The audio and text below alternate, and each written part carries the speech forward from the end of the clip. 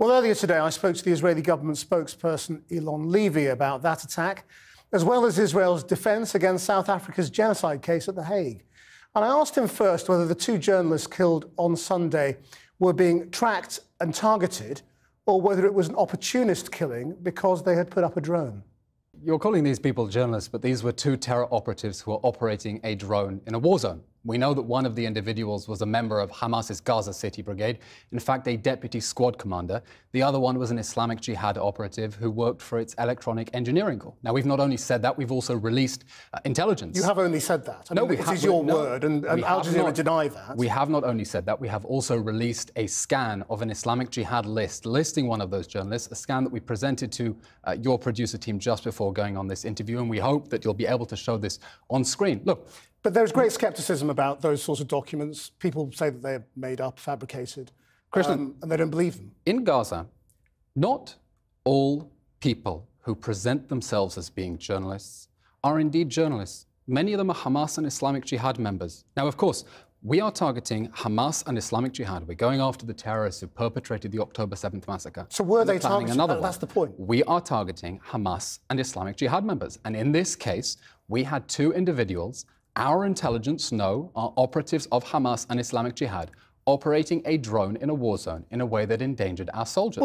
So are you saying that anyone who puts up a drone to cover the aftermath of a bomb attack... I mean, drone footage is a common thing in journalism around the world. Are you saying that if you put up a drone, then you are a terrorist target? We are saying that any member of the Hamas Gaza City Brigade, we are saying any member of the Hamas Gaza City Brigade, as one of these so-called journalists was, operating a drone that puts our journalists in harm's way, will of course be a legitimate target. And by the way, Krishna, we know that Hamas has a deliberate strategy of passing off its operatives as civilian operators. We know, for example, from interrogations you say you of hospital know, but managers, you don't offer evidence for this. This is just sort of rhetoric. That's not true. We have, for example, evidence. No, we have, for example, evidence from hospitals. After the director of the Kamal Adwan Hospital confessed to being a brigadier general for Hamas, that many of the operatives inside the hospital who are being passed off as doctors, nurses, many are, and they have nothing to do with Hamas, but many people are indeed operatives of Hamas military and Islamic Jihad military facilities. That is part of Hamas's deliberate MO.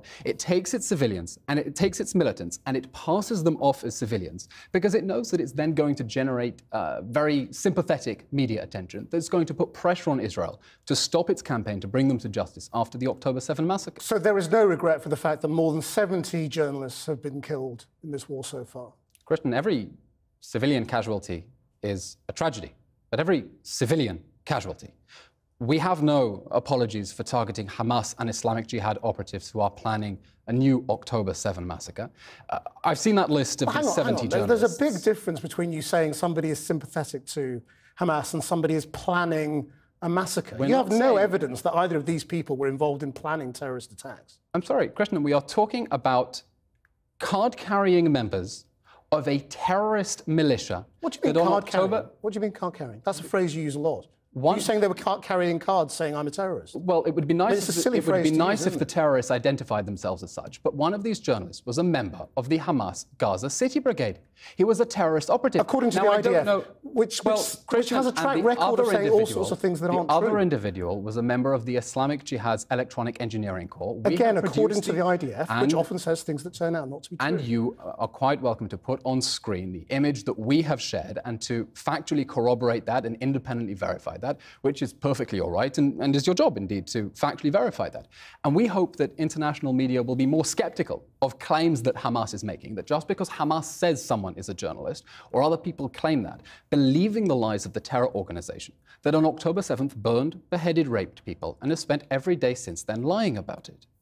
OK, so I mean, it's clear that you are not really expressing any regret for the numbers of journalists who've been killed, because you're saying half of them aren't journalists.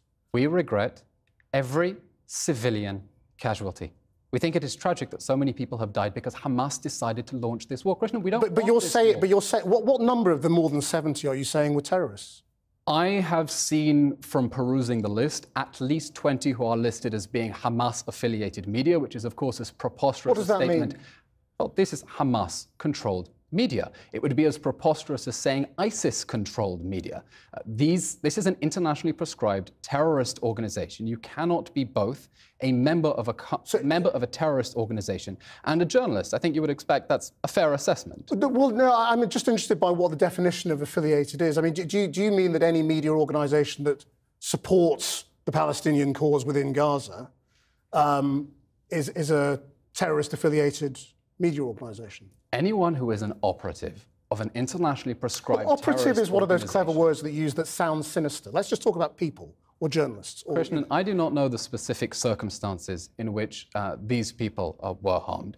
We think it is very important, however, for the media to exercise more scrutiny about the information that they are getting out of Gaza. And you don't think the IDF should exercise more scrutiny in who it kills?